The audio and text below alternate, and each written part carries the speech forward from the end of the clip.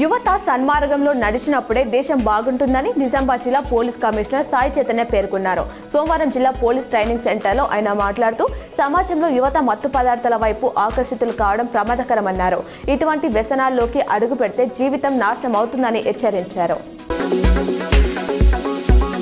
నిజామాబాద్ జిల్లా కేంద్ర గ్రంథాలయంలో సోమవారం నిర్వహించిన చిత్రలేఖన పోటీలను జిల్లా గ్రంథాలయ సంస్థ చైర్మన్ అంతరెడ్డి రాజరెడ్డి, కార్యదర్శి బుగ్గారెడ్డి పరిశీలించారు. పోటీలో విద్యార్థులు ఉత్సాహంగా పాల్గొనడం పట్ల వారు సంతృప్తి వ్యక్తం చేశారు. ధరలు పెరుగుతున్నా పసిటికి గిరాకీ తగ్గడం లేదు. దేశంలో రికార్డు స్థాయిలో దిగుమతులు జరుగుతున్నాయి. అక్టోబర్ 14.72 బిలియన్ డాలర్ల బంగారం ఇంపోర్ట్ అయింది. గతేడాది అక్టోబర్తో పోలిస్తే 3 రెట్లు అధికం కావడం గమనార్హం.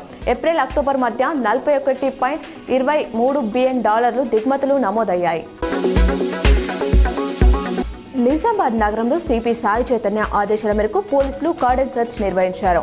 ఏసీపీ నేతృత్వంలో 100 మంది పోలీసుల బృందాలుగా ఏర్పడి 1 టౌన్ పరిధిలోని ప్రధాన ప్రాంతాల్లో తనిఖీలు చేపట్టారు. రైల్వే స్టేషన్, బస్ స్టేషన్, ఆసుపత్రులు, చౌరస్తా, షాపింగ్ మాల్స్ వద్ద రోడ్డు పక్కన పడుకున్న అనాథల వివరాలను ప్రత్యేకంగా సేకరించారు.